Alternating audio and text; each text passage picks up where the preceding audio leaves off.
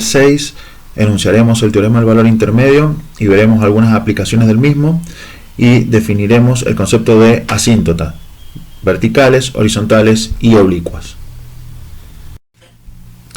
Una pregunta recurrente en matemáticas es determinar si una ecuación planteada tiene o no solución. En este ejemplo vemos una ecuación que a priori no es trivial asegurar la existencia o no de una solución.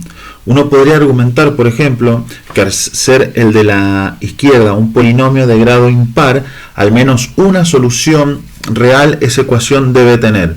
Y si bien ese argumento es válido, si en el miembro de la izquierda hubiésemos tenido un polinomio de grado par, el mismo ya no podría aplicarse. Más allá de la situación, además de la existencia de la solución de la ecuación, muchas veces es importante determinar un intervalo donde la misma esté contenida para luego, mediante algún proceso numérico, poder determinar o poder encontrar una aproximación de la misma.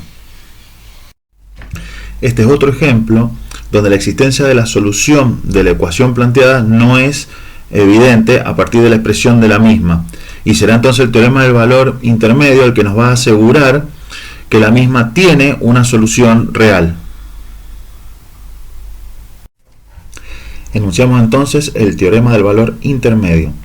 Sea f una función que está definida de un intervalo cerrado AB en los reales, continua en dicho intervalo cerrado AB, sea y sub 0 un número real que está entre f de A y f de B, entonces existe un número real C en el intervalo cerrado AB, tal que f en C es igual a I sub 0.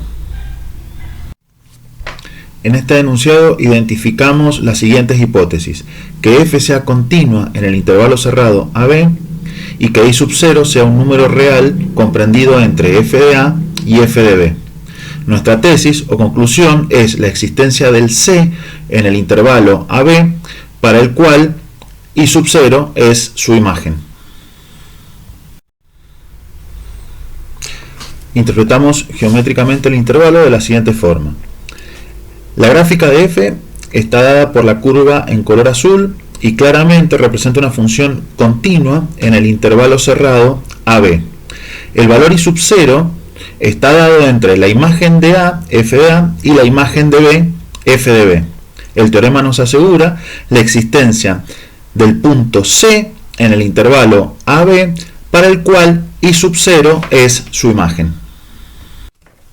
Este es un teorema de los llamados teorema de existencia, o sea, me asegura la existencia del punto C, pero no me asegura que ese punto C sea único, ni tampoco me dice cómo encontrar el punto C dentro del intervalo AB.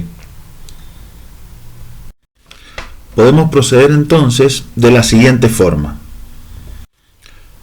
Volvemos entonces al primer ejemplo y vemos cómo el teorema del valor intermedio nos asegura la existencia de al menos una solución real de nuestra ecuación.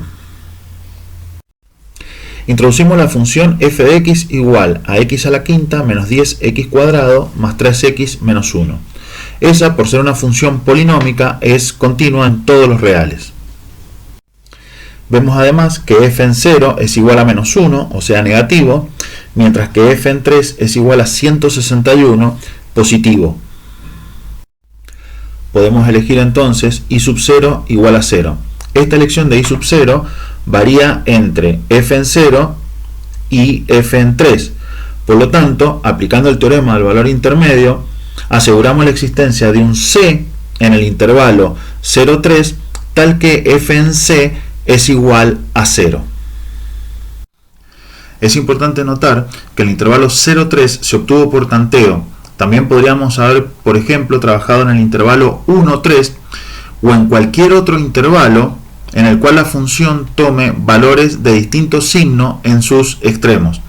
O sea, encontrar el intervalo de trabajo es parte de la resolución del problema.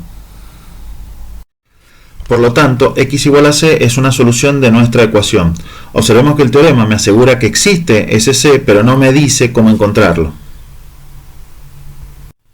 A continuación se detalla la resolución del segundo ejemplo planteado al principio de la clase.